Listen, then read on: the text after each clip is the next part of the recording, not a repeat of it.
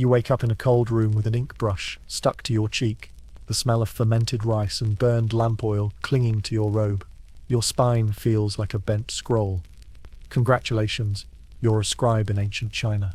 Your job, writing imperial edicts, poetry you'll never understand, and endless bureaucratic nonsense for officials who haven't blinked since the Han Dynasty. Oh, and sleep? That's a myth. You're not here to rest, you're here to serve Confucian order with calligraphy, so delicate it might as well be painted with your last remaining brain cells. Still vertical? Good. Like, subscribe, and prepare for ink-stained misery, and maybe, just maybe, a few life lessons snuck between the brushstrokes. Let's dive into insomnia. Ancient stuff. You can read.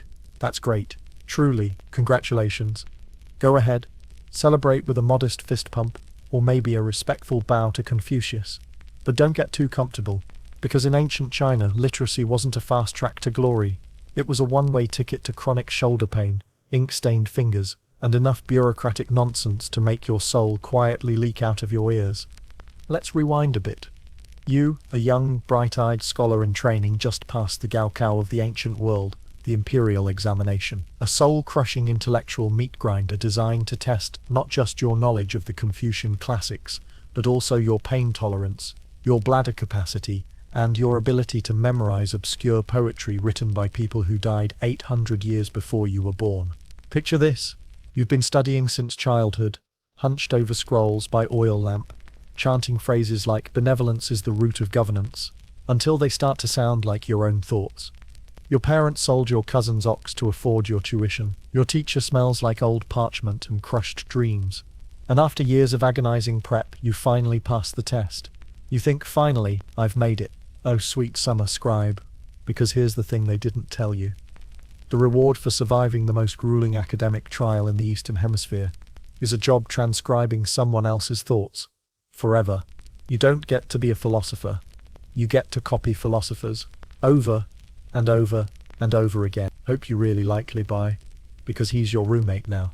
You've officially joined the glorious ranks of the literati, a noble class of underpaid human printers in robes. The imperial government has a special cubicle just for you, complete with a bamboo desk and the warm ambience of mildew and despair. There's no salary negotiation. You will work long hours. You will receive no health insurance. And you will absolutely, under no circumstances, be allowed to write your own opinion. Freedom of expression? Cute? Try freedom of delicate brush angle. This brings us to the lovely paradox of ancient Chinese society. Literacy was revered, but literate people were not necessarily. Sure, scholars were respected in theory. Confucius said some nice things about them, but in practice being a scholar often meant being at the mercy of whatever mid-tier official needed a report written in triplicate. You might have passed the exam, but you're still at the bottom of the administrative food chain. The difference now? You're expected to have perfect calligraphy and flawless political instincts. Oh, and stamina. Lots of stamina. Because you'll be writing until your knuckles calcify. Here's the fun part. Passing the lowest level of exams didn't even get you a real job. It just meant you could enter the pool. Kind of like going $80,000 into debt for a master's degree, only to land a 3-month unpaid internship with the Ministry of Rhetorical Compliance. If you were lucky, and we mean celestially lucky, you'd be promoted from scroll monkey to clerk of very important imperial nothings. If not, enjoy your posting at a rural tax office 600 light away, where your only co-worker is a goat and the ink freezes in winter. But hey, at least you're literate. Let that sink in. All those years of drilling essays about filial piety, only to wind up spending your 20s summarizing grain shipment logs in the exact poetic meter specified by someone's cousin-in-law from the Hanlin Academy. Of course, it wasn't all agony. Sometimes there were perks, like the sense of superiority you felt over the illiterate farmers who had actual muscles, or the rare occasion when a local magistrate actually read your report and said, nicely phrased. You lived for those moments. And by lived we mean barely clung to existence fueled by dry rice cakes and faint praise. And then there was the pressure, because one wrong character, one misplaced brush stroke, that could be the difference between the Emperor declares peace and the Emperor declares peas, which sounds funny, until you realize a mistranslation could start a war, or worse, a famine. No pressure, right? Just the fate of the dynasty riding on your sleep-deprived handwriting. And so you sit there, surrounded by scrolls, elbows aching, eyes twitching from ink fumes, wondering, what if I had just not learned to read? But of course, it's too late. You're in too deep. You've memorized all 13 Confucian classics, learned the proper posture for seated reverence, and trained your hand to draw dragons in the margins when you're bored. This is your life now. You thought becoming literate would unlock greatness. Instead, it unlocked a government job, with no weekends, no snacks, and no appreciation. Literacy, in your case, wasn't power. It was paperwork. So yeah, you made it. Congratulations. You're literate. Now pick up your brush. We've got 1,000 characters to copy before sunrise. Ah yes, your new office. You were expecting maybe something vaguely dignified? A library? Perhaps a quiet study adorned with sagebrush and the sound of distant flute music? Adorable. Instead, you get a drafty side room in the Ministry of Paper Cuts and Regret. Not its actual name, but it might as well be, outfitted with exactly 3 amenities: a stone stool, a bamboo mat, and the lingering scent of someone else's anxiety. This is where scribes like you go to live out the rest of their days. The room smells like ink and lost potential. There are no windows, unless you count the fist-sized hole in the wall, where a rat comes by to judge your brush technique. Your desk is less a desk and more a flat surface that groans under the weight of unfinished reports. Your brush, made of rabbit hair. Your inkstone, older than your career ambitions. Your lamp, a smoky, oil-burning commitment to both eye strain and existential reflection. Welcome to the job. Your mornings start early, the kind of early that makes roosters look like slackers. Before the sun even thinks about clocking in, you're already hunched over bamboo slips, dipping your brush into a pool of black ink, so dense it might qualify as a solid. Your first task of the day, transcribe a notice from the Emperor's office about how taxes are increasing because the river flooded a melon farm. Again, you don't ask questions. Questions are for people with backup careers. You copy what's written, in the exact style requested, clerical script, right to left, top to bottom. Because simplicity is for cowards. Make one character too wide. Do it again. Smudge the ink, redo the entire column. Miss a single dot. Hope you didn't like your lunch break. And this is just before breakfast. There's a rhythm to the misery. The brushstrokes have a meditative quality to them. Sure, in the same way, chopping onions while crying has a meditative quality. Each symbol you write is practiced, controlled, reverent. It has to be. In ancient China, calligraphy wasn't just writing, it was a spiritual discipline, a sacred art form, a visible reflection of your inner self, which is why yours currently looks like a nervous breakdown in cursive. Now let's talk bamboo slips. Before paper became the paper we know and love, or at least angrily crumple into wastebaskets, people wrote on bamboo, which is great if you're making furniture, less great if you're trying to write a 12-page census report about pig ownership in Guangdong. Each slip was tied with string, meaning if you dropped them, your entire document turned into confetti, and yes, that happened. A lot. One poor scribe in the Jin dynasty reportedly spent 5 days reconstructing a report after tripping over his own foot and sending 300 bamboo slips flying like academic shrapnel across the courtyard. He was later reassigned to latrine duty. Temporary, they said, character building. So no pressure, just don't mess up. Your co-workers are a collection of equally gaunt, equally exhausted brush wielders, most of whom haven't smiled since the Yuan dynasty. Communication is minimal. There's no water cooler gossip, just the occasional muttered curse when someone spills ink on a tax ledger. There's Lee, who once wrote an entire poem in seal script for a military commander who couldn't read. There's Wei, who's been trying to retire for 6 years but keeps getting summoned just one more time to help sort shipping records. And then there's you, new, fresh, still clinging to hope like a cicada husk to a tree. Your supervisor, a man who's been here so long he's practically part of the furniture, slides a stack of reports onto your desk, without making eye contact. "Edicts for review," he mutters. "Use the formal phrasing this time. Last week's draft made the governor sound like a drunk uncle." So you nod. You have no memory of what you wrote last week. You're pretty sure you've blacked out at least half the time since starting here. Somewhere in the distance, a bell chimes. That means it's the 4th hour of the morning, which means it's time for you to transcribe a philosophical essay about why geese represent filial piety. You ask no questions. You simply dip your brush. Here's the kicker. None of this is optional. The writing, the posture, the phrasing, it's all regulated. Bureaucracy in ancient China wasn't just complex, it was symphonic. Every report followed a structure. Every phrase had a correct historical precedent. You couldn't just say, the flood was bad. You had to say, the water dragon wept thrice across the fields of Yu, and the millet did not sprout. Much prettier, much more useless. But hey, tradition, and heaven help you if you miswrote something bureaucratically sensitive. A misused phrase could imply rebellion. An accidental metaphor could be interpreted as satire. That one guy who described a shipment delay as the empire's patience thinning like parchment, yeah, he now works in forestry, permanently. But the truly Kafkaesque twist here is this. You're not even writing your own thoughts, you're writing other people's thoughts carefully edited. Then carefully edited again to make sure they're politically inoffensive, ideologically aligned, and metaphorically consistent with a man who died. Imagine being a ghostwriter for Confucius, but with none of the royalties. Let that sink in. By midday, your hand cramps in permanent claw formation. Your back throbs. Your eyes burn. You blink and realize you've been staring at the same paragraph for 15 minutes. The paragraph is about grain distribution. You wish you were never born. And yet, somehow, you keep going. You look up at the walls, where dozens of completed scrolls hang like the skeletons of old thoughts. You wonder if anyone reads them. You wonder if it matters.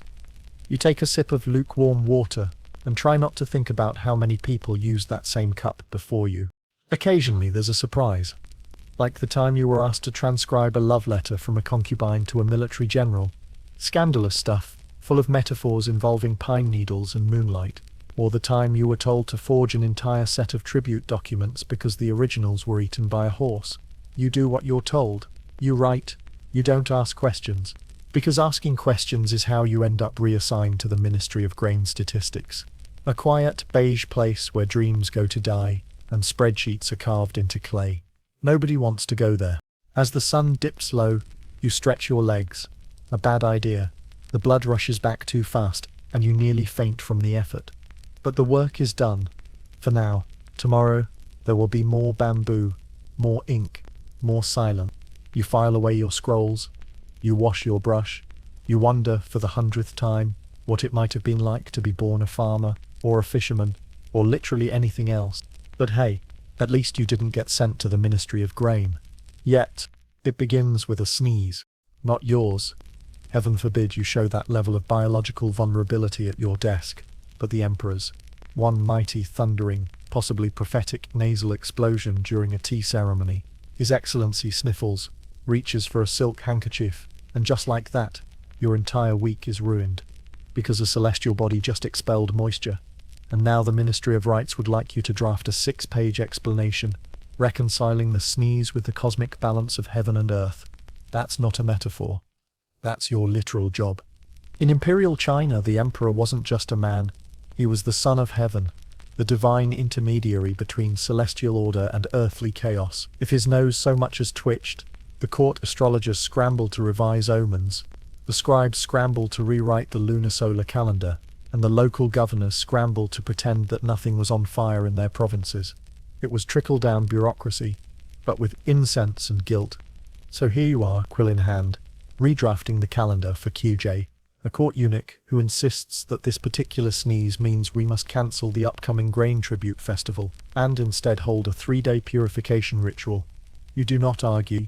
You smile politely and ask if he wants that in bronze seal script or semi-cursive. And let's be honest, this is tame compared to what you usually deal with. Because the sneeze is just the opening act. The main performance is what happens when the stars misbehave. Welcome to your least favorite recurring assignment, Celestial Phenomenon Documentation. In theory, it's beautiful. You, the humble scribe, watching the skies and chronicling the dance of constellations as they guide the fates of men. In reality, it means squinting at cloudy skies while freezing your ink off in a watchtower, praying that the smudge you just saw wasn't a comet, or worse. But it was, because comets were a problem.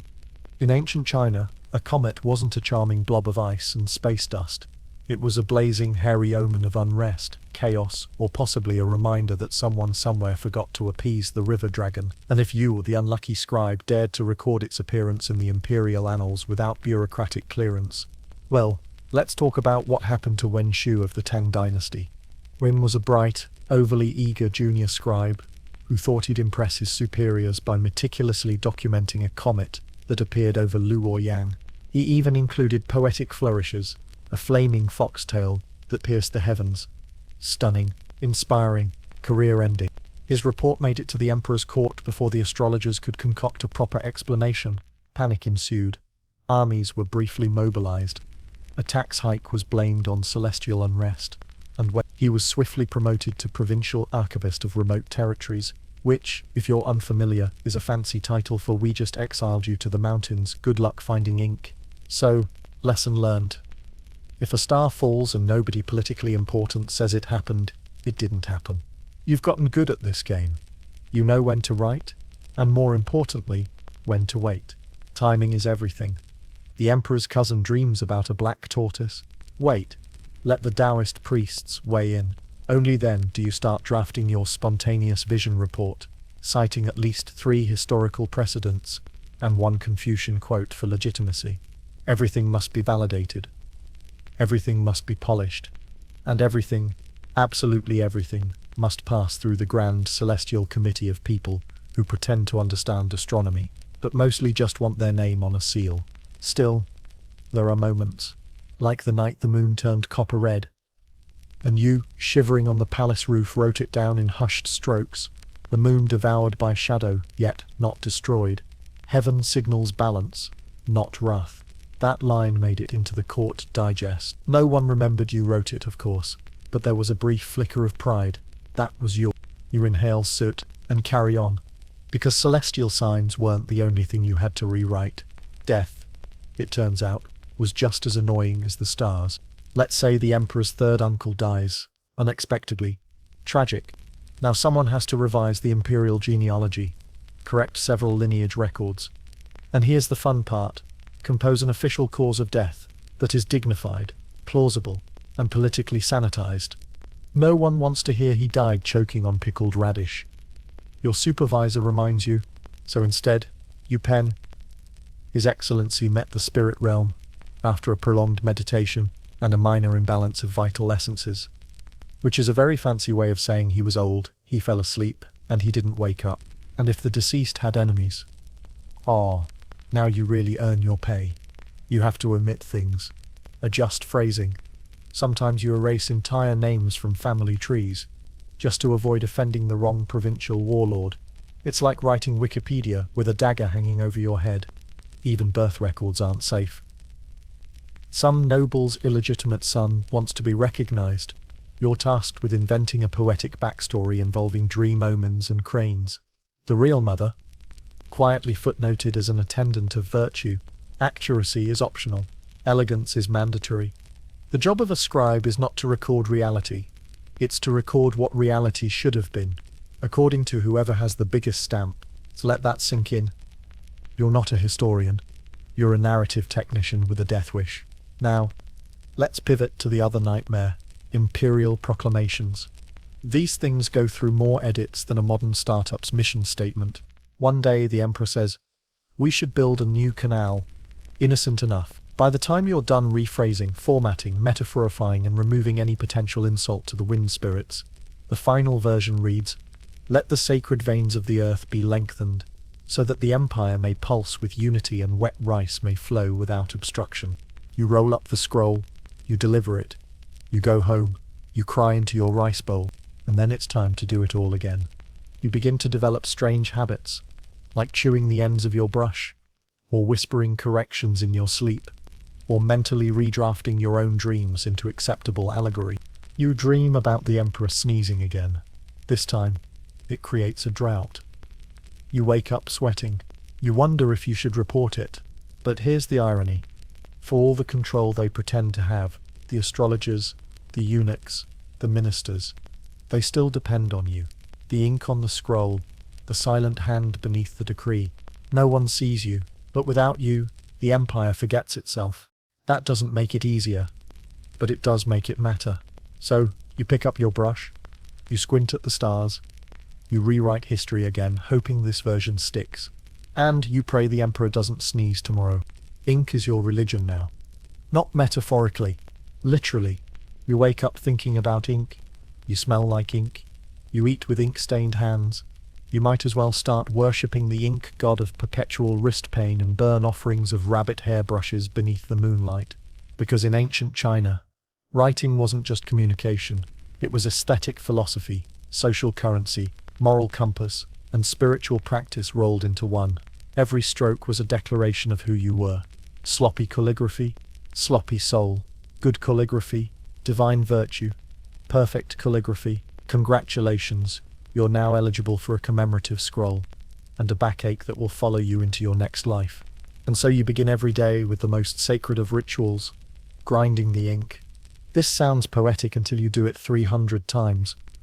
The ink stick, a black, solid bar of soot, glue, and occasional spices, yes, really, must be ground against the inkstone with just enough water and just enough pressure until it becomes a dark, glossy liquid. Get the ratio wrong, and your brush will either skid like it's hydroplaning or drag like a broken toe across concrete. It takes at least 15 minutes to grind a good batch, and you need several batches a day. Welcome to calligraphy, the only art form where you can pull a muscle before writing a single word. Now, let's talk posture. To write correctly, you must sit just so, upright but not rigid, shoulders relaxed but composed, wrist hovering above the paper like a cloud that's thinking about raining, elbows off the table, head forward but not craned, back straight but gently curved like the arch of a scholar's bridge. It's yoga, but with more judgment. And once you start writing, oh friend, the judgment flows like ink. Every character is a battlefield. There are rules, so many rules. A horizontal stroke must be firm and confident, like a general inspecting troops. A downward stroke must end in a soft hook, like a dragon's tail vanishing into mist. You're not writing, you're painting rhythm, weight, and breath, with no do-overs. And don't even think about spacing. Too close? You're chaotic. Too far apart? You're emotionally distant. Uneven pressure? Clearly you lack inner harmony. In other words, your handwriting is now a diagnostic tool for your character flaws. Your brush trembles. You redo the line, again and again, until finally, it looks okay. And just when you think you're safe, a supervisor leans over your shoulder and murmurs, "Ah, the second radical in this character. A bit anxious, isn't it?" You stare at the stroke. He's right. It does look anxious, but it gets worse. Because this isn't just about pretty writing. You're expected to master multiple scripts, each with its own rules, flourishes, and social consequences. Let's review. Seal script, ancient, majestic, and incomprehensible, used mostly for official seals and ancient monuments. Writing it makes you feel like you're carving law into time itself. Unfortunately, it also makes your wrist go numb. Clerical script, the workhorse. Boxy, precise, used for formal documents and reports. It's the Times New Roman of imperial paperwork, reliable, respectable, and just bland enough to drive you slightly insane. Regular script, your bread and butter. Balanced, clean, elegant.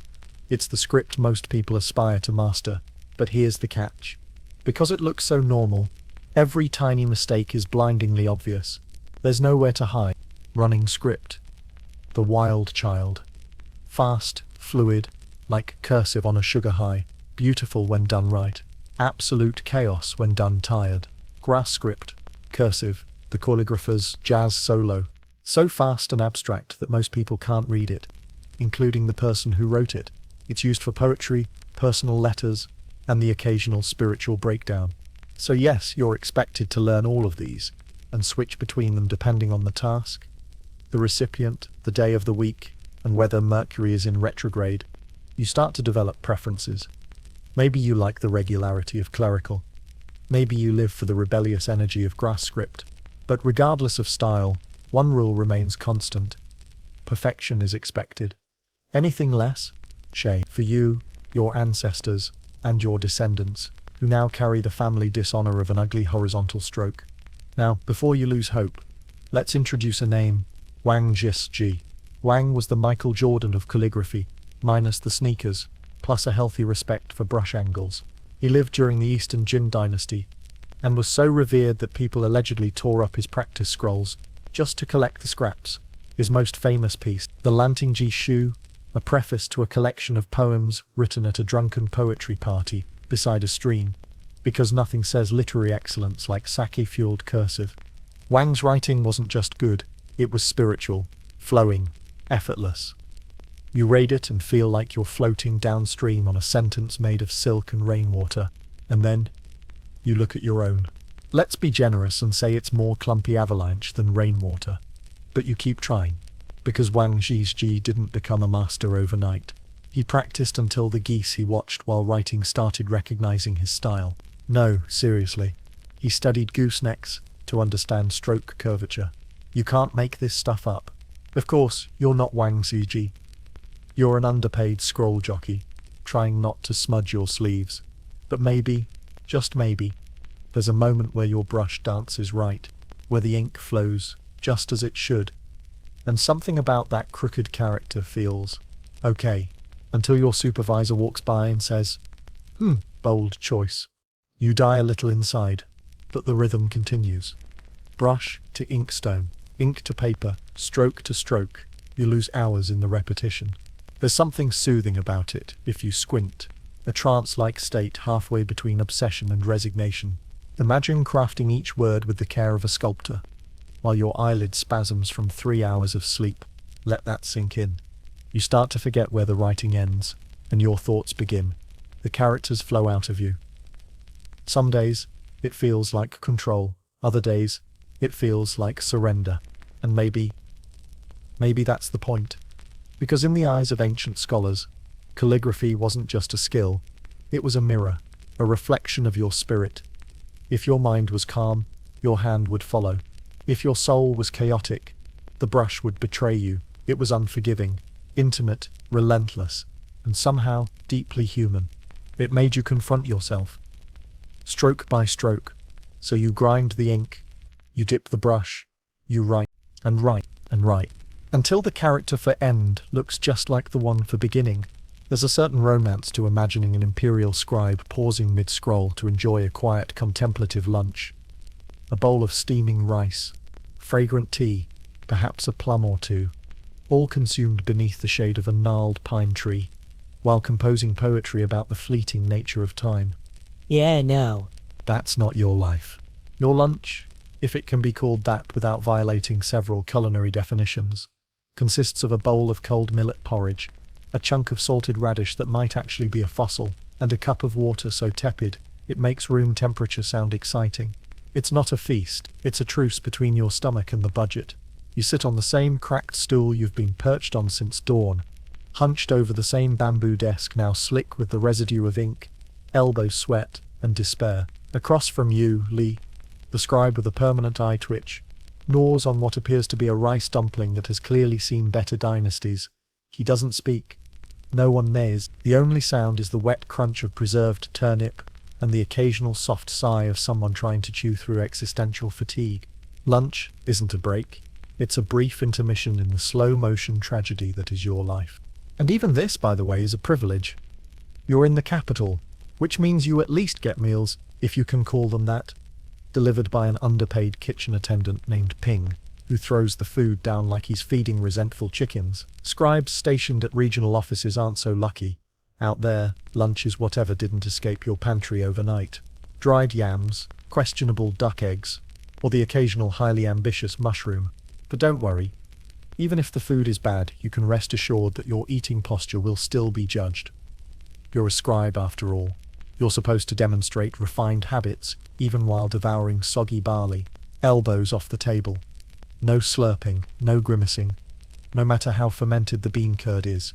And for heaven's sake, do not complain. Complaining implies discontent. Discontent implies poor moral character. Poor moral character implies you can't be trusted with palace memos. And boom, just like that, you're transferred to the Ministry of Tax Record Dusting. So you chew politely, and keep your eyes down. Like a scholar. Like a statue. Like someone trying not to scream.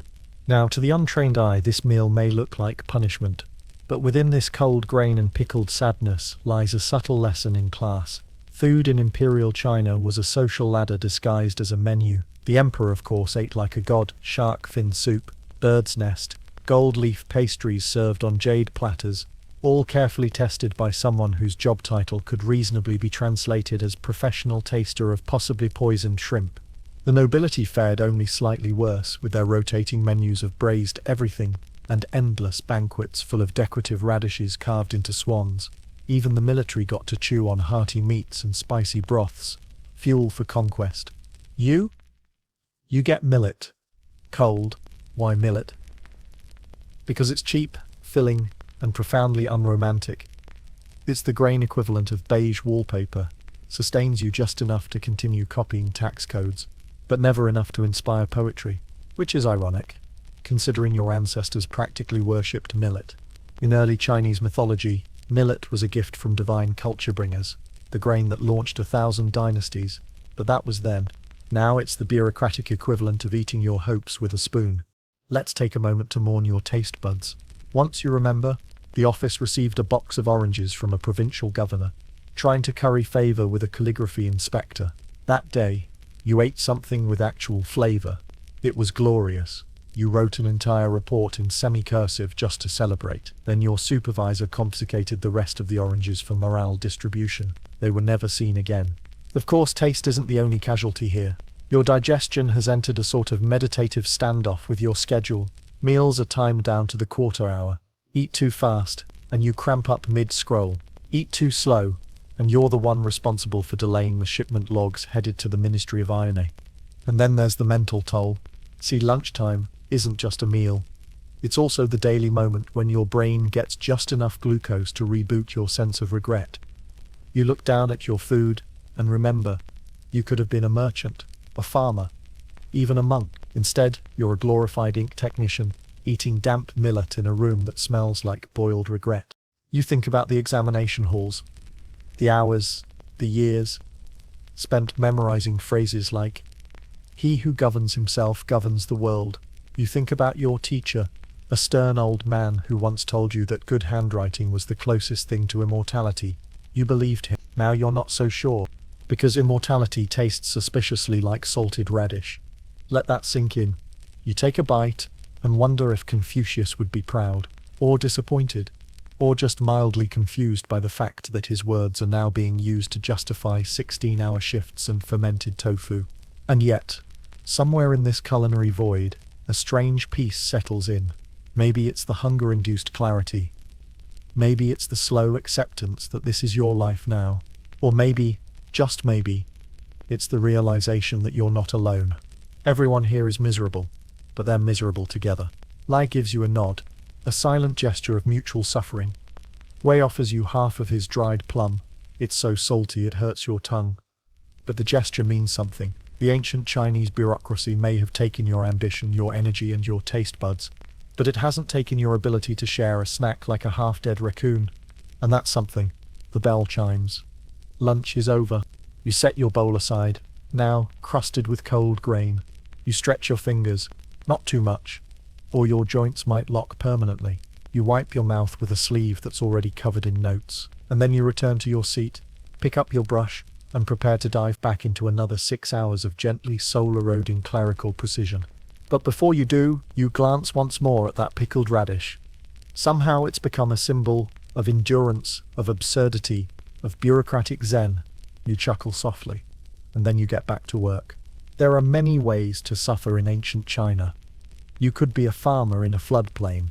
You could be a soldier stationed at the edge of Mongolia, with nothing but a blanket and seasonal dysentery. Or, and this one's underrated, you could be a civil servant, working under a eunuch with delusions of literary grandeur and the emotional range of a hornet. You didn't choose this. You merely passed your exams, signed away your spine, and accidentally got assigned to the palace secretariat, which, in the eyes of the empire, is prestigious. In the eyes of everyone who works there, it's like being praised for surviving a bear attack by being asked to wrestle another bear. Your boss, whose name is Lord Hu, short for Hu the Perpetually Aggrieved, is a high-ranking palace eunuch who oversees the scribe offices, and he is, to put it diplomatically, a tyrant in silk. He floats rather than walks. His robes never wrinkle. His voice is soft, which is terrifying. His eyes, always judging. You could write 1,000 perfect characters, and he'd say the spacing is ambitious. You could pen the most elegant imperial edict of your career, and he'd gently remind you that your metaphor about righteous grain might suggest a famine if read backwards during eclipse season. This man once made a clerk redo an entire scroll because he didn't like the emotional tone of the punctuation. Chinese calligraphy doesn't even use punctuation. That's how powerful he is. Let's pause for context. Eunuchs in the imperial court weren't just servants, they were power players, gatekeepers to the emperor, masters of logistics, and occasionally secretaries of absolutely everything, because they were seen as neutral, i.e. incapable of fathering dynasties. They were often trusted with sensitive roles, especially in the inner court. But this neutrality was political fiction.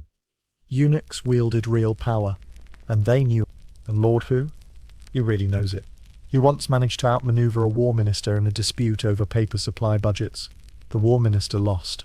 So did the army's stationery inventory for 3 consecutive seasons. So, when Hu strolls into the archive chamber and murmurs, "Scribe, I'd like a tone of subtle triumph mixed with autumnal restraint," you don't ask what the memo's about. You just write. And pray. Working for Lord Hu means existing in a constant state of hyper-vigilant deference.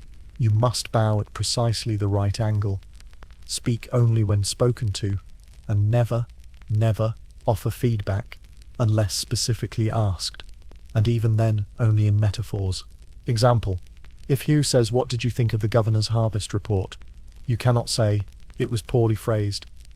You must say, "It reminded me of a willow tree caught in early frost. Beautiful intentions but structurally compromised." Anything less, and you'll be reassigned to document livestock tax discrepancies in Outer Gansu. And yet, somehow, Lord Hu is not your worst nightmare. Because as exacting as he is, he knows his stuff.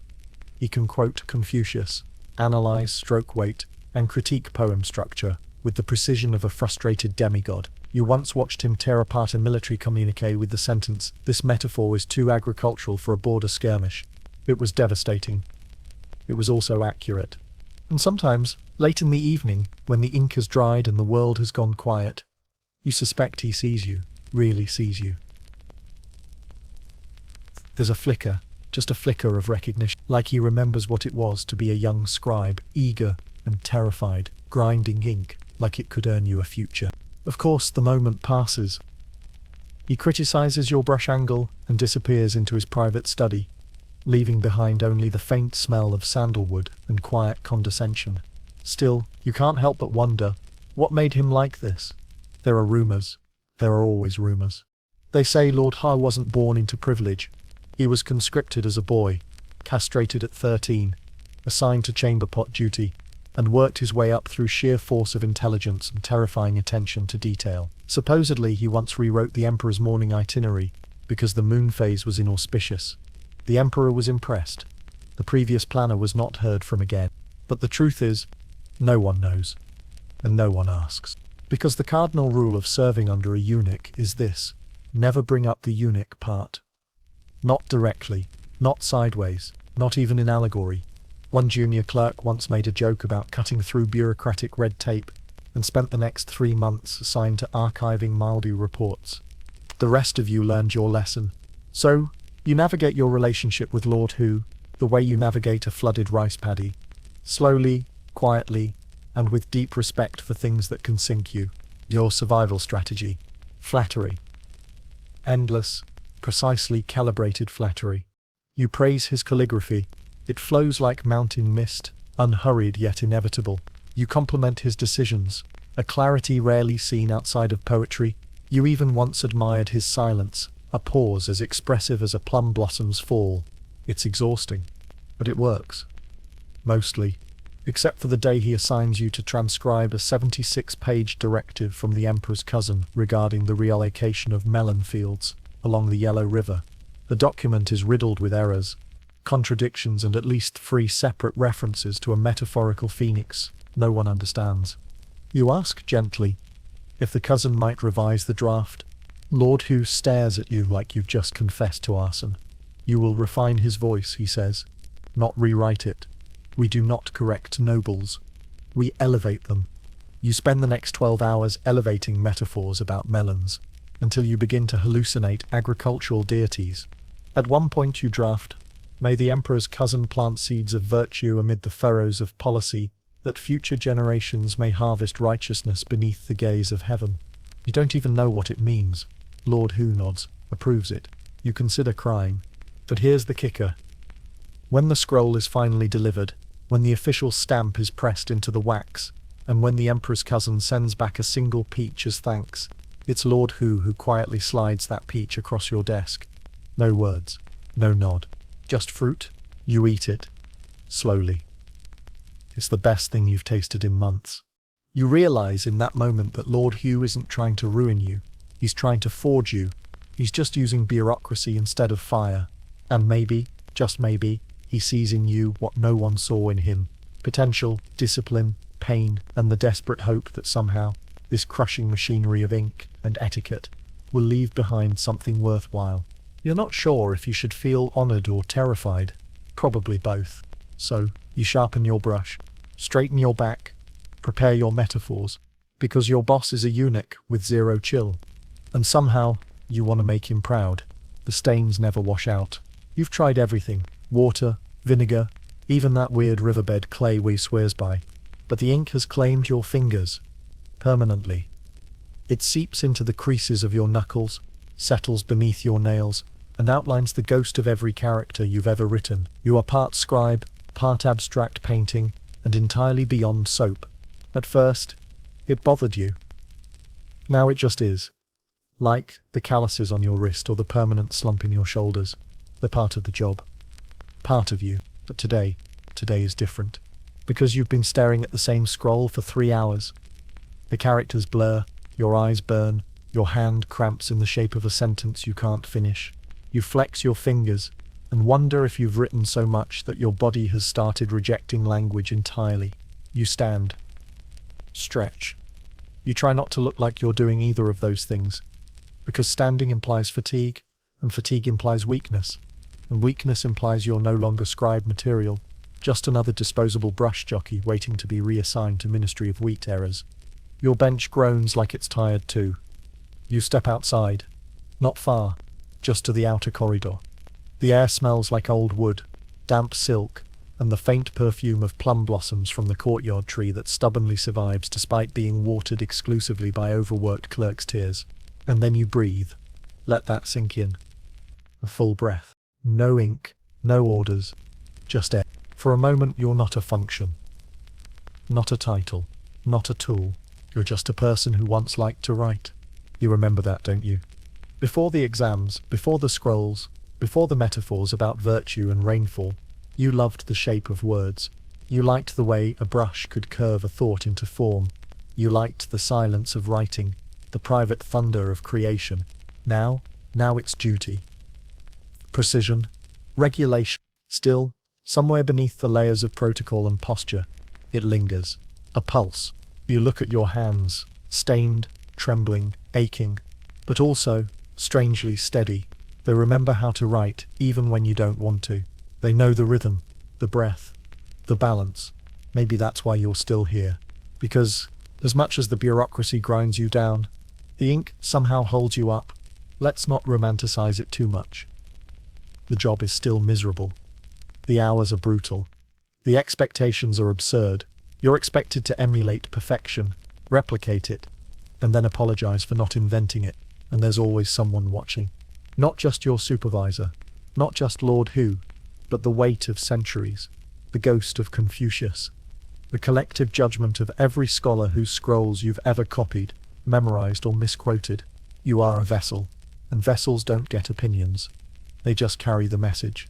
So yeah, it's hard to feel like a person when your soul has been reduced to brushstrokes. But every now and then when no one's looking, you write something just for you. Maybe it's a character in the corner of a margin. Maybe it's a poem that pretends to be a footnote. Maybe it's a sentence that doesn't mean anything except that it felt good to write it. You tuck it away. No one sees it. No one will, but it's yours. Wei has a theory. He says every scribe has a secret scroll, not official, not sanctioned, just a private compilation of thoughts too human for the archive. He swears he's seen one, an old, hidden document filled with jokes, confessions, even drawings. He calls it the Book of Almost. Almost free, almost heard, almost read. You don't know if it exists, but you want it to. Because the truth is, ink doesn't just stain your fingers, it stains yourself. You carry the words with you. Every report, every letter, every edict. They settle in your bones. They shape you. You start thinking in passive voice. You dream in semi-cursive. It's not just a job, it's a haunting. But hauntings can be beautiful too. Late one night, while copying a particularly tedious list of irrigation statistics, you pause. You glance at the candle. The flame flickers. The ink glistens. You pick up your brush, and instead of writing number of dikes reinforced, you write a line of poetry. It's not good, not polished, but it's honest, and that counts. You cross it out before anyone sees, but you smile, because in that moment, the ink wasn't a chain, it was a thread, back to something real, something you. That's the secret no one tells you about being a scribe. Everyone talks about precision, structure, legacy, but the truth, writing keeps you sane. Even when it's killing you, even when you're exhausted, underfed, overworked, and forgotten. Especially then. It anchors you. Reminds you that you exist, even if no one else notices. Even if your name never makes it onto a single scroll. You're still here, and that means something. So you go back to your desk, you dip the brush, you exhale, and you write. There is a special kind of despair reserved for people who are awake when the rest of the world is asleep. It wraps itself around your ribs, like a cold ribbon, and tightens every hour past midnight. You are still, everything else is not. Welcome to the night shift. No, not the romantic kind where lanterns glow softly and poets gaze wistfully at the moon. This is the bureaucratic graveyard shift, a bleak parade of unpaid overtime, ink stains in your eyelashes, and the distant echo of a rooster who's clearly mocking you from the roof tiles. The first thing you notice about night writing is the cold. It's not dramatic, frostbite-inducing cold. It's the slow, creeping kind, the kind that settles into your joints and starts filing eviction notices for your bone marrow. Your fingers grow numb, your spine stiffens, your ink freezes slightly at the edges, making every stroke a gamble between elegance and frostbite. Your breath fogs as you lean over a stack of half-transcribed border reports that are due by sunrise. Why sunrise? No one knows. Possibly because the provincial governor of Yanzhou thinks the dawn symbolizes renewal and wants his military logistics delivered at the crack of celestial rebirth.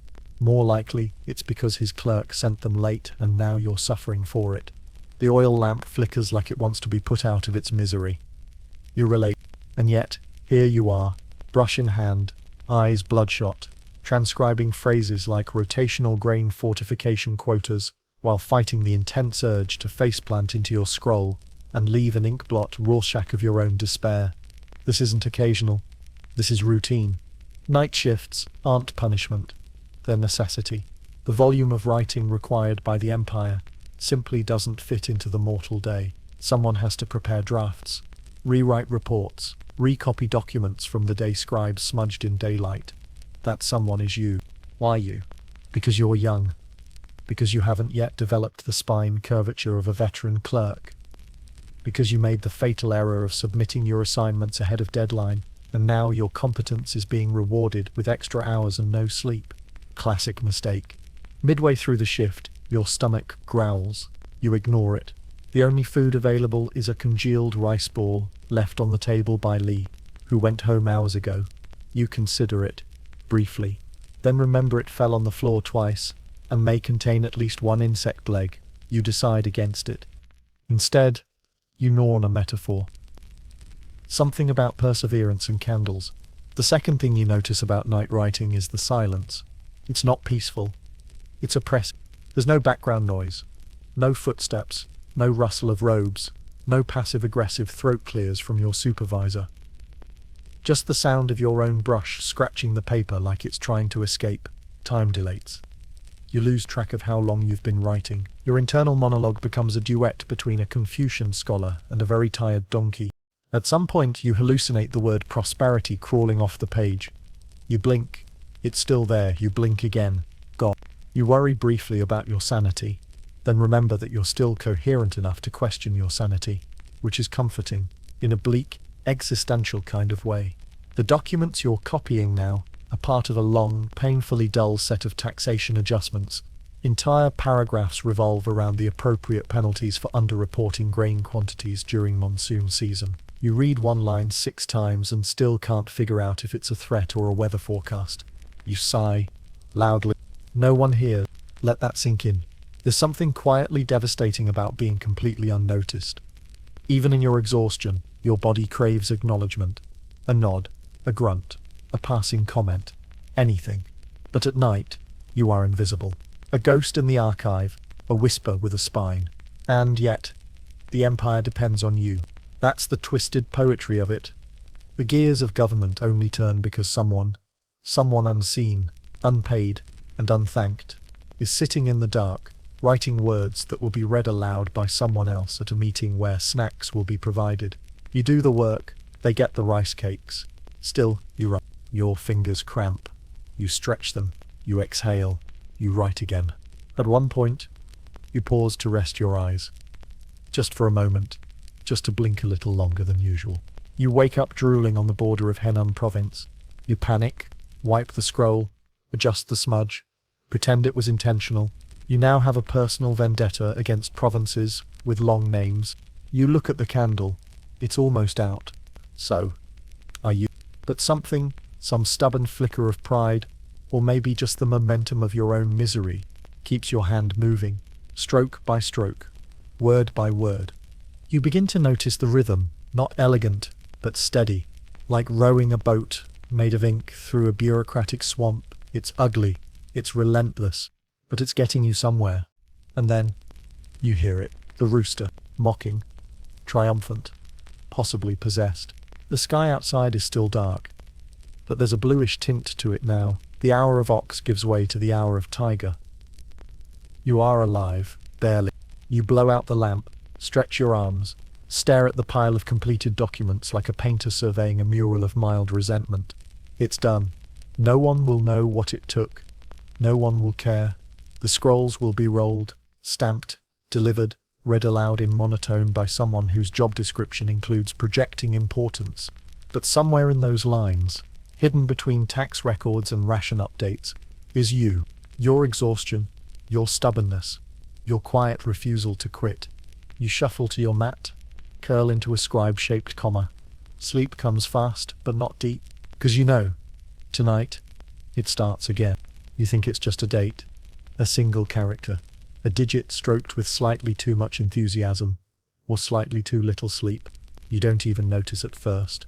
One smudge, one stroke forgotten, one tiny, perfectly ordinary bureaucratic oops. And 3 months later, entire provinces are on fire. Congratulations. You, sleep-deprived, overworked ink gremlin, have triggered a geopolitical crisis. But don't worry, you're not the first. Let's rewind. In the mighty apparatus of the imperial state, nothing, absolutely nothing, is more important than accuracy. The calendar isn't just a timekeeping tool. It's divine choreography. The emperor's decrees aren't just words. They're celestial law. If the emperor says the harvest begins on the 5th day of the 8th month, then the 5th day of the 8th month becomes the sacred day when rice, wheat, and political expectations all ripen in unison. So when you, or someone very much like you, are not naming names, accidentally write 6th instead of 5th, you haven't just made a clerical error, you've messed with heaven's calendar. And heaven doesn't do rescheduling. Let's take a real example. During the early Ming dynasty, a scribe mistranscribed a military resupply order. The general at the border expected a convoy on the 23rd. The document said the 22nd. He waited. No supplies. Assumed betrayal. Launched a preemptive attack on a nearby governor's militia. That governor thought it was an uprising. So he appealed to the emperor for emergency aid. The emperor, reading your scroll, believed there was a full-scale rebellion in the works, and sent troops. By the time someone realized it was all a paperwork error, 15 villages had been burned. 3 officials executed. The scribe in question vanished, probably reassigned to the Ministry of Apology Letters. That's the terrifying power of your pen. Still watching? You're more loyal than most dynasties. Might as well hit that like button while you're here. Now the pressure isn't just about logistics. It's about legacy. Every word you write ends up in an archive, and those archives become history. Future scholars will read your phrasing and make sweeping conclusions about imperial policies, social trends, and diplomatic intentions, which is hilarious, because sometimes you wrote that sentence while hallucinating from lack of millet. Take, for instance, the phrase, "The Emperor regards the Western provinces with serene confidence." What you meant to write was, "The Emperor acknowledges the Western provinces with serene caution." But you were tired, someone spilled tea on the draft, and serene something was definitely the vibe, so you guessed, with a flourish. Centuries later, a historian reads that line and concludes that the Emperor was preparing for expansion. Textbooks are written, monuments erected, all because you nodded off mid-radical and wrote the wrong It's fine. Everything's fine. To make things worse, there's no such thing as correction fluid in ancient China. If you mess up on paper, you don't erase. You start over. On bamboo, you might scrape it. On silk, you might pretend the stroke was intentional. A new regional variant, perhaps. But everyone knows, everyone always knows, which is why your work is double-checked, triple-checked, quadruple-checked, by people whose job is to read every line with the glee of someone hunting for failure. They're called auditors, and they are terrifying. You've met one. Her name is Lady Jo. She reads 300 characters per minute, and remembers every mistake anyone has ever made since the Tang dynasty. She once shamed a senior scribe so thoroughly he voluntarily transferred to a fishing village to document boat inventories for the rest of his life. Lady Jo doesn't raise her voice. She simply raises her eyebrow. You'd rather face a Mongol cavalry charge. One day, you're summoned for a small review. You sit in front of her, your scrolls neatly stacked, hands trembling like you're holding a confession rather than a budget report. She reads, silently, slowly, then she pauses. Interesting, she says. The worst possible word. You brace for impact. This character, she continues, could mean collect or confiscate. You want to melt into the floor. She leans forward. Do you intend to imply that the Emperor is seizing farmland from grieving widows? No, ma'am. Then perhaps choose less aggressive brushwork next time. You nod. Apologize. Leave. Spend the next week relearning every variant of collect ever written. This is your life now. Welcome to the fine art of bureaucratic panic. And just to add more spice to this anxiety soup, sometimes you aren't the one who made the error, but you're still the one who gets blamed. Example, Governor Fay sends an edict written in frankly abysmal handwriting. You're told to copy it, clean it up, and make it look competent. You do, you format, you flourish, you fix half the characters, everyone's happy. Until someone notices that your version doesn't match the original exactly, which is suspicious. Which means you either improved too much, or didn't grovel enough. Suddenly, you're on trial for editorial ambition. Editorial ambition. You are grilled in a side chamber for 3 hours by 2 junior ministers, who once got lost inside the palace archives, and have never forgiven the paper that guided them out. Your defense: the character was illegible. Their reply: then you should have copied it exactly. Illegibly. You nod. Apologize. Get reassigned to rice census detail for 2 weeks. The rice never complains. But the worst part, the true existential horror, is when you make a mistake you don't catch. You write it, stamp it, send it, done, gone, buried under 10 more assignments. Then, days later, there's a disturbance. You hear whispers in the corridor, a shipment rerouted, a court minister scolded, a regional magistrate under investigation, and you realize with slow creeping dread, you wrote millet instead of military. No one tells you directly, they wouldn't dare, but your inkstones are replaced with lower grade ones. Your lunch gets smaller. Lord Hugh doesn't speak to you for 4 days. You are not officially punished, but you are noticed, so you work harder. Stay later. Triple check every stroke. You become paranoid about your own handwriting. You wake from dreams screaming about radicals and rice fields. You develop a twitch in your non-writing eye. And still, the fear lingers. That one day, your pen will betray you. Because the truth is, a scribe doesn't hold a brush. They hold a sword made of silence and syllables. pointed directly at the neck of history, and sometimes it slips. The first sign is the ink. It's watery, not in the practical, needs more grinding sense, but in the philosophical. I'm starting to doubt the very idea of letters sense. Your brush, once steady and proud, now flops across the paper like a fish that's given up on the concept of water. Your wrist aches, your eyes sting, your soul hums with a gentle, constant ache, like someone is softly whispering this is your life now directly into your spleen. You, my dear, ink-stained friend, are experiencing burnout. Ancient China didn't have that word, of course. You couldn't roll into the Ministry of Health and declare, I'm emotionally depleted, physically disintegrating, and existentially unmoored. No, you were expected to say something poetic, something like, my chi is sluggish, or the wind in my spirit stirs no brush. But make no mistake, burnout was real, is real.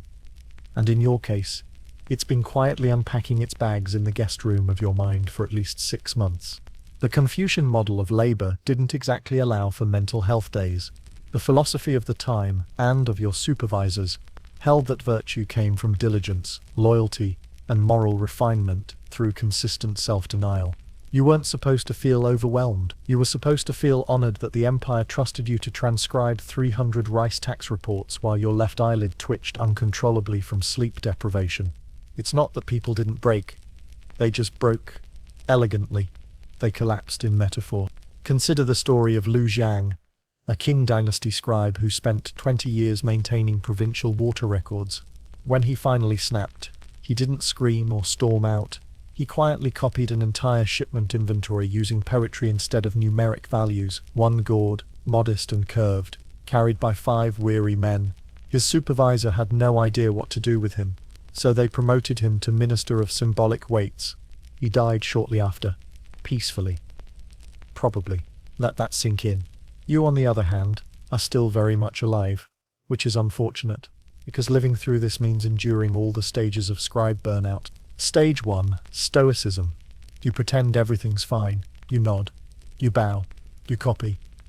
You ingest anxiety like it's part of your diet. Stage 2, Petty Rebellion. You accidentally use running script on a document that strictly requires clerical form. You insert poetic phrasing into a livestock manifest. You whisper insults to the inkstone. Stage 3, Existential Shorthand. You start abbreviating everything. Not officially, of course, but in your head. Imperial request to amend canal distribution directive becomes another pointless splash. You write characters and forget what they mean. You stop caring whether anyone else remembers either. Stage 4, the Confucian Spiral. Here's where it gets truly diabolical, because instead of collapsing in defiance, you collapse in guilt. You tell yourself you're failing, that a better scholar wouldn't be tired, that true virtue is forged in fatigue. You start quoting the Analects like they're self-help mantras. He who does not tire in learning, you mutter, as you black out mid-scroll. Your friends notice. Wei offers you a stronger tea. Li says nothing, but gives you the better stool when he sees you sway during morning report reviews. Even Lord Hoare, terrifying, omniscient Lord Hoare, starts assigning you lighter texts, a treatise on fish migration, a short biography of a minor official's daughter. Nothing with metrics, nothing with blood, but nothing helps, because burnout isn't about work, it's about meaning, or the lack of it. You used to believe that writing connected you to something eternal, that your brush was a conduit between wisdom and the world. Now it just feels like a glorified transcription service for the world's most emotionally repressed monarchy. You consider quitting, which is hilarious. Where would you go? There's no retirement plan, no pension for people who realize too late that brush technique doesn't pay the rent. You could return to your village, but then what? Be the weird cousin who writes everyone's tombstone inscriptions. You stay? Because you have to? Because you don't know anything else. But something shifts. You stop writing in your margins. You stop noticing ink blots. You stop dreaming. That's the worst part. Once you dreamed in brushstrokes. Vivid lines, shimmering characters, entire poems unfolding beneath your sleeping hand. Now, nothing. Just blankness. An empty scroll stretching on and on, into nothing. And then one night it happens. You collapse at your desk, not dramatically, not poetically. Just forward into the scroll. The ink is still wet. Your forehead blots the second line of an official report on surplus silkworm production. You lie there, unmoving, for a full hour. No one comes. Of course they don't. Everyone else is also lying in metaphorical puddles of their own exhaustion. Eventually you wake.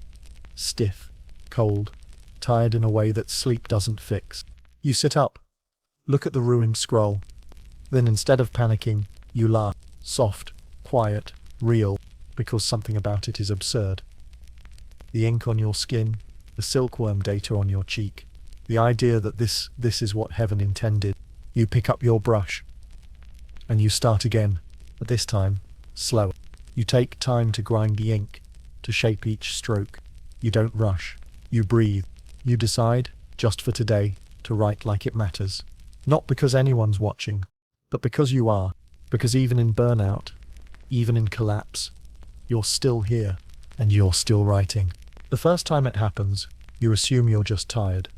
It's the third hour of the rooster. The oil lamp is flickering like it's considering early retirement, and your mind is unraveling at the edges.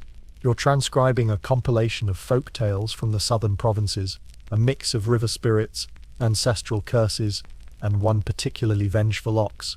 When you glance at the scroll and swear the ink just moved, not smudged, not bled, moved, like the character for Haunt was breathing. You blink. Look again. Nothing. The ink's still there. Still wet. Still normal. You shake it off. Take a sip of tepid tea. And convince yourself it's just sleep deprivation. That's what you tell yourself. Until it happens again. And again. And then you start to wonder. Because here's the thing they don't warn you about when you take the Imperial Scribe exams. Words carry weight. Literal, spiritual, supernatural weight.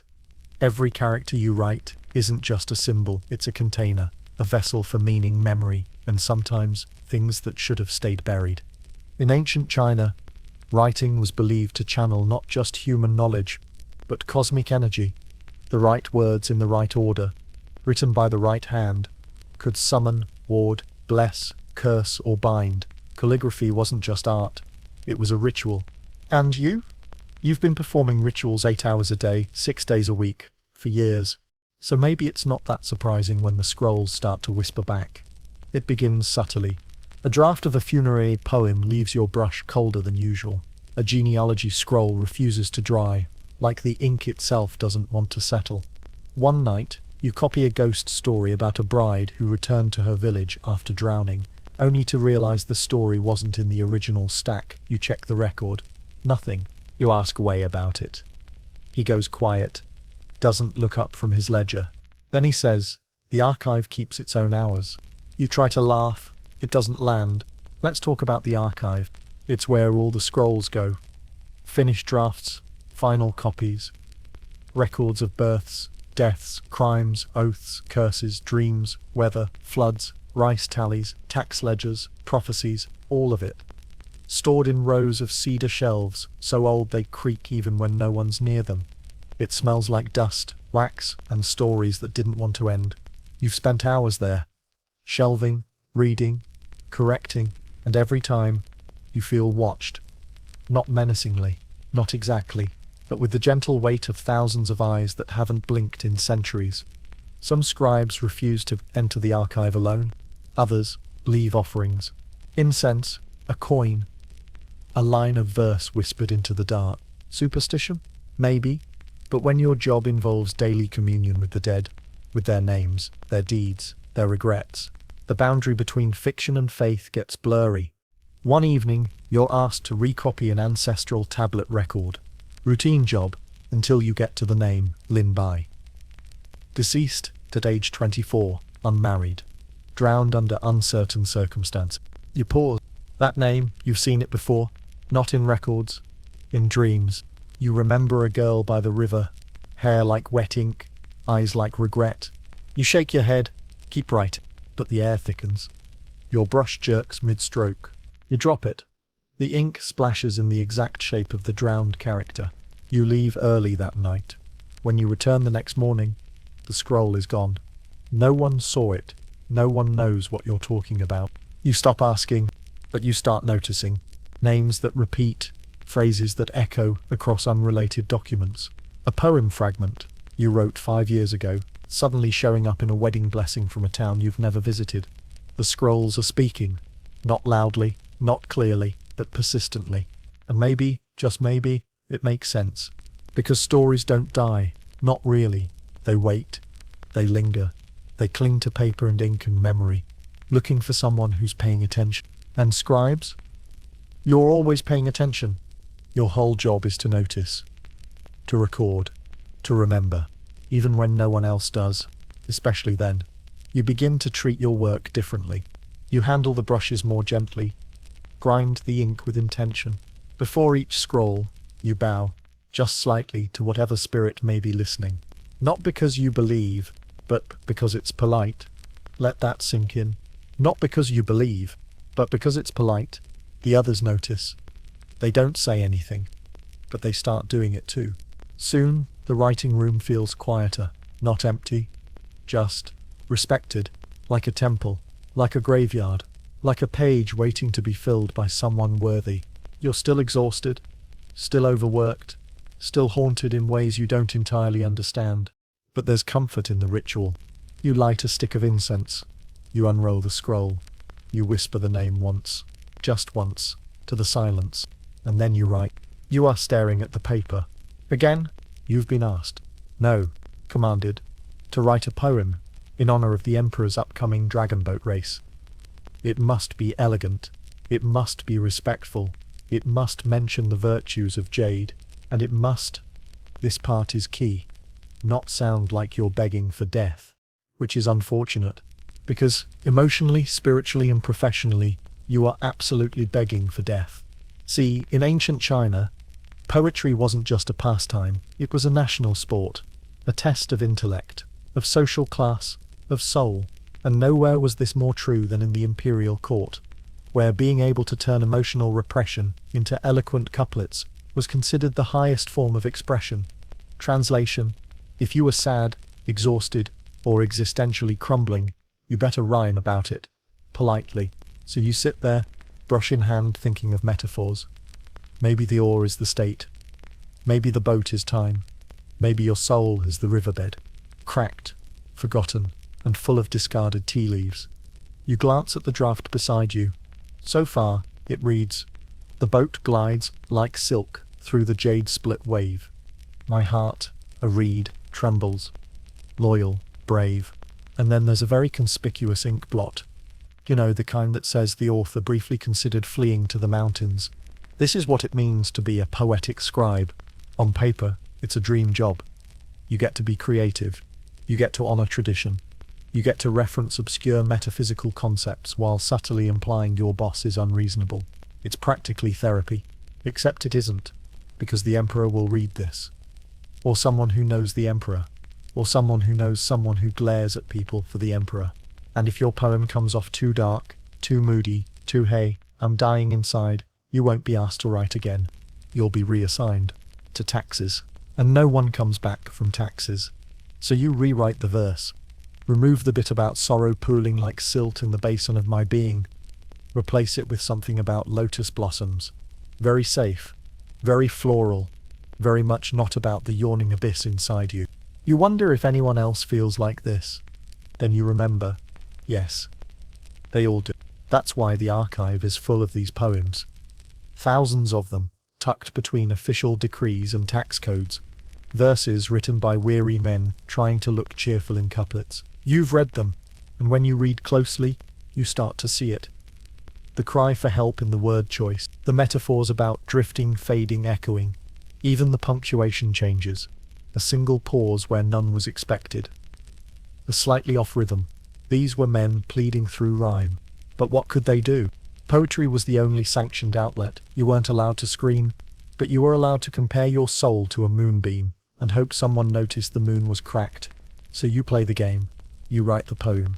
You use the regulated verse form, the correct tonal pattern, the classic parallelism of longing and virtue structure that has been mandatory since the Tang dynasty decided beauty must follow rules. And at the end, you sneak in one line. Just one. The ink dries slower on colder mornings. To anyone else, it's harmless.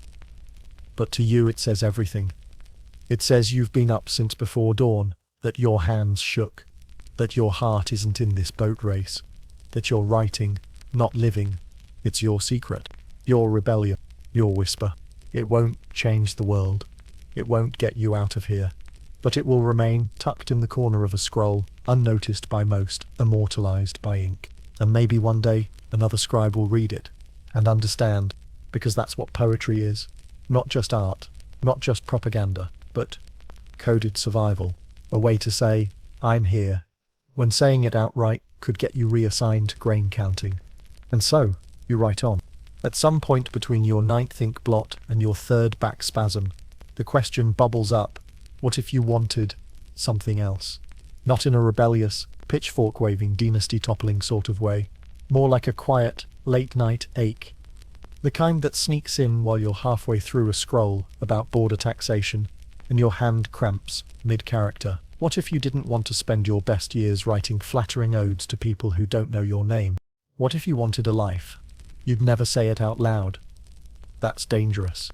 The system is built on loyalty, hierarchy, and the unspoken agreement that you will never have personal dreams unless they involve ink, reverence, and dying in the margins of someone else's legacy. But sometimes, scribes snapped. Not dramatically. You don't get to snap in Confucian bureaucracy. There's no yelling, no table flipping, just quiet acts of defiance, a skipped line, a missing character, a poem that rhymes a little too bitterly, or in rare cases, something bigger. Take Lu, for example. Not famous, not remembered in textbooks, but in one archived scroll he added a footnote. That's it. A footnote. It read, "This entry is inaccurate. The governor was not beloved. He was feared. I was there." That's the scribe equivalent of throwing a chair through a window. He was naturally reassigned. We don't know where. The records go blank. Which, again, is basically a historical scream. Or look at May, who apparently began writing his own scrolls, not for the court, but for himself. Personal essays, observations, a diary of sorts.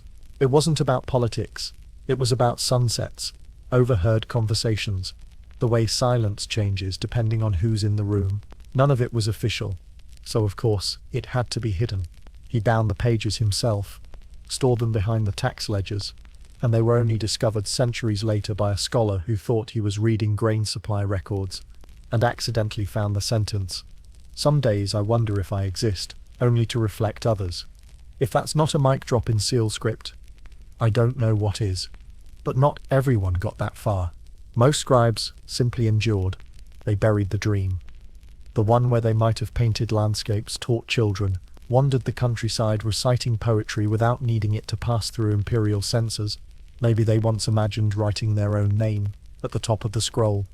Instead, they spent decades writing everyone else's. There's something heartbreakingly ordinary about that. Because isn't that most of us? Wanting something more, but choosing safety, choosing what was expected, choosing a life we didn't pick, because the alternative was unthinkable. The system didn't need you to believe in it. It just needed you to obey. And scribes were trained from childhood to do exactly that. From the moment you passed the imperial exams, after vomiting up pages of Confucian quotes in a windowless cell, your path was sealed. You were part of the machinery now. Dreams were not on the form. But every now and then, someone tried. A poem slipped into a love letter. A self-portrait hidden in a landscape. A mistake that wasn't really a mistake. A name written just a little too large. A margin filled with something true. Because that's the paradox. The most invisible workers of the empire left the most permanent marks, but never their own. So yeah, what if you wanted a life? You probably still wrote, just differently, in secret, in silence, in code. And maybe, just maybe, someone like you would read it centuries later and pause and think, I know this feeling. There is no grand retirement party, no speech, no engraved inkstone to thank you for your decades of service, no cushy post-writing career advising future emperors on the proper tone of a tax scroll. There is just silence, and if you're lucky, a funeral pyre that doesn't also contain your life's work. See, the end of a scribe's career didn't come with a bang. It came with a scratch, a wobble in your handwriting, a misstroke in a character you'd written 10,000 times. You might not even notice it. But your supervisor, or the eunuch who hated your face, would. That's how you knew it was over. You didn't get fired. You just stopped being asked to write. One day your ink wasn't refilled. Your assignment scroll didn't come. Your spot at the long desk was mysteriously taken by a younger, twitchier scribe who bowed slightly too deeply, and that was it. You were scribbled into oblivion. If your writing was lucky, elegant enough, flawless enough, it might survive, tucked into an archive, copied by someone else. Maybe even displayed, centuries later, in a museum where people whisper about your brushstrokes like they mean something. But your name gone. You were, after all, a function. Not a person. You were hands, not a voice. A stylus, not a mind. Even your handwriting might get attributed to someone else. A more famous court scribe, a favorite of the emperor. A man whose poetry was celebrated even though you, anonymous you, were the one who cleaned up his metaphors at 3 a.m. History doesn't care. But maybe that's the point. Maybe that's what makes it so strangely noble. You didn't write for fame. You didn't write for applause. You wrote because someone had to. Because laws had to be recorded. Wars had to be documented. Ceremonies had to be detailed in 10 different tenses. The emperor's genealogy had to be preserved in excruciatingly awkward family prose. So you wrote. Your calligraphy outlasted you. Your words, even borrowed ones, travelled further than your body ever did. And somewhere 1,000 years later, someone brushes dust off an ancient scroll, squints at the delicate strokes and says, "Huh, that's beautiful." They don't know you, but they see your mark. Of course, not every scribe even got that. Most were overwritten. Quite literally, bamboo slips were reused, paper was rare, ink was expensive. The old scrolls were scraped off, repurposed, turned into new records with new lies for new rulers. Your life's masterpiece could become someone's grain tax inventory. Let that sink in. Your final ode to the late Empress Dowager's moonlit tears now lists barley shipments to an outpost you can't pronounce. And yet, somehow that doesn't feel tragic. It feels kind of poetic, because maybe the point wasn't permanence. Maybe it was process. Maybe you existed not to be remembered, but to remember. You were the memory keepers of a world that forgot itself every few decades. A civilization held together by ink, even as emperors collapsed under the weight of their own metaphors. You didn't write your name in history. You wrote everyone else's, and maybe that's enough. So, when the end came, when your fingers curled for the last time around a brush, when your eyes blurred not from candle smoke but from age, when your final character faded into paper like breath on glass, there was no applause, just quiet. But in that quiet, the echo of 10,000 written thoughts, scribbled into oblivion, but still written. Let's take a sharp left turn from soul-crushing bureaucracy and enter the world of spiritual bureaucracy. Yes, enlightenment, brought to you by brush, ink, and a complete lack of lumber support. This is the story of one scribe who didn't write imperial decrees or track taxable peasants. He transcribed sutras, sacred Buddhist scriptures, every day, every night, for 40 years. With the same devotion some of us reserve for refreshing our inbox. His name was recorded once in a monastery ledger as Shi Wenguan, or maybe Shi Wenquan. Ledger wasn't clear, which feels fitting. He believed that by transcribing holy texts, character by character, he was shaving karma off his soul, that each careful stroke brought him closer to nirvana. He wasn't alone in this belief. Countless monks across China spent lifetimes doing the same. But Wenguan was different. He didn't stop. While others meditated, he wrote. While others taught, he wrote. While others died, well, he wrote right up until that part too. Shi Wenguan's cell was the same size as a broom closet, lined with scrolls he'd finished and ink pots that clinked like tiny bells of sanity. He wore grooves into the wood floor with his footsteps, the same 12 paces, back and forth to stretch his legs between chapters of the Lotus Sutra. You know how some people measure their lives in moments. Wang Guan measured his in brushstrokes. Now was he revered? Not exactly. Most monks thought he was intense. A little off. They'd whisper, he's probably already achieved enlightenment. Or he's probably too sleep-deprived to realize he hasn't. Here's the twist. He didn't do this for recognition. He wasn't trying to publish a spiritual bestseller. He simply believed that each scroll he copied sent ripples of peace into the world. It's strangely beautiful, right? Unless you were his roommate, in which case you probably hated the constant sound of ink grinding at 3 a.m. And yet, he kept going, even as arthritis curled his fingers into claws. Even when his eyesight dimmed, he adapted, enlarging the characters, slowing his pace, praying between each line for clarity, until one winter night, he fell asleep mid-stroke. Literally, half a character hung unfinished on the parchment. A vertical line, a whisper of what was supposed to be compassion. And when the other monks found him, head bowed over the scroll, they said he looked peaceful. They didn't disturb it. That scroll, with its unfinished word, is still preserved in a quiet monastery archive near Chengdu. No one knows which exact Wenguan he was, but they know what he believed, that writing could be a form of awakening, that ink could be prayer, that repetition could bring transcendence. Of course, we could be cynical here. Was this truly spiritual devotion? Or was it just the world's longest and most beautifully formatted burnout? Both? Possibly, because here's the thing.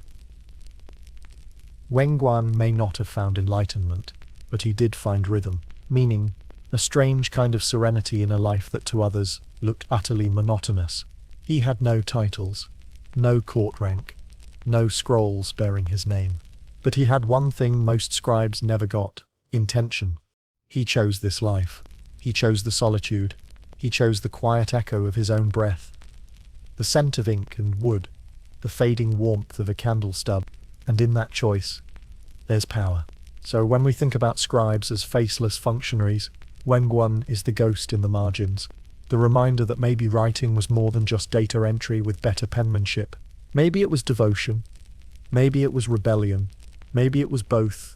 Maybe in the end, he didn't fall asleep at all. Maybe that last half character wasn't unfinished. Maybe it was surrender, a final exhale, a brushstroke into eternity. Okay, let's fast forward a couple millennia. You, right now, yes, you with the overpriced mechanical keyboard and the ergonomically questionable office chair. You are in many respects a scribe, just with Wi-Fi, worse posture, and significantly more passive-aggressive Slack channels. Let that sink in.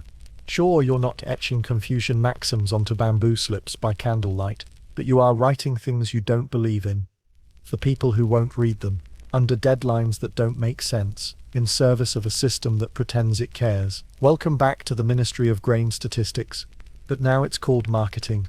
Ancient scribes meticulously tracked tribute rice deliveries. You're monitoring click-through rates for Q3. Progress? Barely. In ancient China, scribes answered to eunuchs and emperors. Today, it's Jeff from finance and Karen from legal.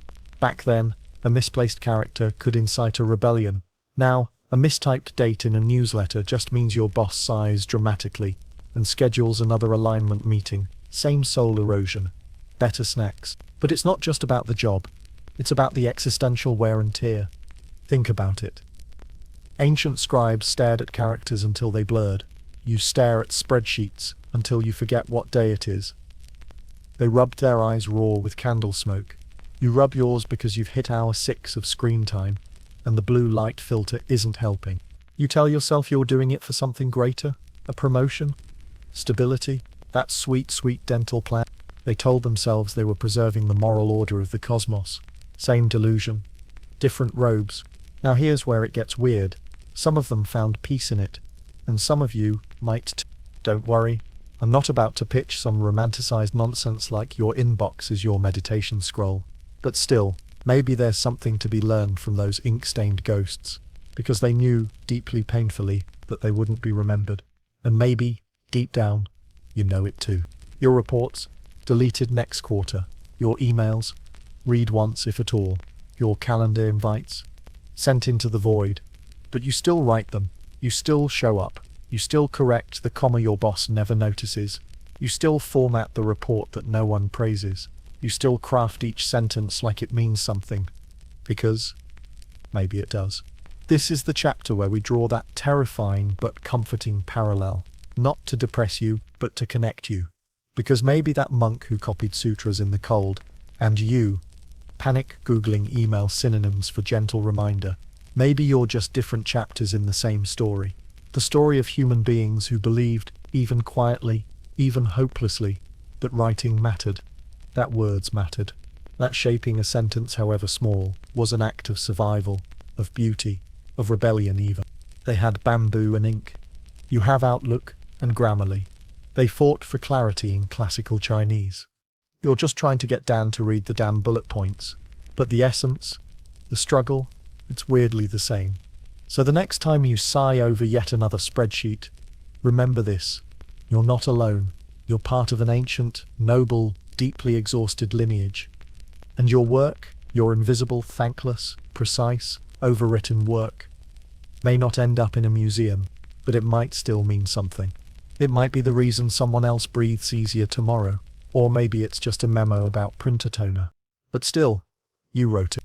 That counts for something. And now we end where all good scribe stories do, in silence. Not dramatic silence, not the kind reserved for final acts or deathbed confessions. No, this is the quieter kind. The kind that settles like dust on a scroll. The kind you don't notice until it's already blanketed everything. Because here's the uncomfortable truth. Most scribes died the way they lived, unnoticed. There were no statues, no funeral processions with poetic eulogies carved in stone, no legacy planning seminars with PowerPoint slides. They didn't leave behind grand declarations. They left behind margins filled with corrections, footnotes, and the occasional passive-aggressive comment directed at a fellow clerk who kept misplacing brush ink. You know who you were, Jane. Their names were rarely recorded, and when they were usually misspelled by other scribes, which is the cruelest irony of all. But somehow they endured, not as legends, but as infrastructure, as the invisible scaffolding of civilization. Let that sink in for a second. While emperors demanded palaces, wars and tax hikes, scribes quietly copied census records and court poetry, border treaties and flood reports. They didn't just document history, they made it possible for history to exist. You don't remember their faces, but they remembered everything else. They remembered when the harvest failed 3 provinces west. They remembered the name of the astrologer who predicted rain and got fired when it didn't. They remembered which general defected and which poet drank too much and got promoted anyway. They remembered the words no one else wanted to carry, and they carried them, line by line, stroke by stroke, on paper that might never outlive them, with ink that faded before anyone said thank you. And that is strangely beautiful, because we live in a world obsessed with being remembered. Likes, follows, legacy, digital footprints that are mostly toe smudges. But the scribe's life, it was never about that. It was about the work, the rhythm of brush to page, the discipline of language, the sacred duty of getting it exactly right, even if no one noticed, even if no one ever would. And maybe, just maybe, that's where the dignity lives. Not in recognition, but in repetition. Not in spotlight, but in service. Think of the thousands, tens of thousands, of anonymous pens that shaped dynasties and vanished into the void. Not because they failed, but because they did their job so well no one had to question it. That's legacy. Not fame, but foundation. The kind that lets emperors feel eternal, and scholars sound wise, even if their brilliance was quietly proofread by someone hunched over a desk with ink on their chin and rice stuck in their teeth. So if you've ever written something that no one applauded, if you've ever typed late into the night knowing no one will read it carefully, if you've ever put your soul into a sentence and heard nothing back, congratulations, you're part of something ancient, something noble, something ink-stained and quietly heroic. The world is built by people who show up, shut up, and write anyway. People who don't need credit, just a brush, a surface, and the quiet belief that words matter, even when no one's looking. So here's to the scribes, the forgotten ones, the ones whose handwriting may have faded, but whose labor made memory possible. You may not remember them, but you're here because they remembered everything else. If you made it this far, you might just be a scribe yourself, tired, underappreciated, and still full of quiet brilliance. So go ahead, give this video a like, subscribe for more boring yet haunting history, and maybe share it with someone else who burns the midnight oil. Let's keep their ink-stained legacy alive, quietly, reluctantly, beautifully.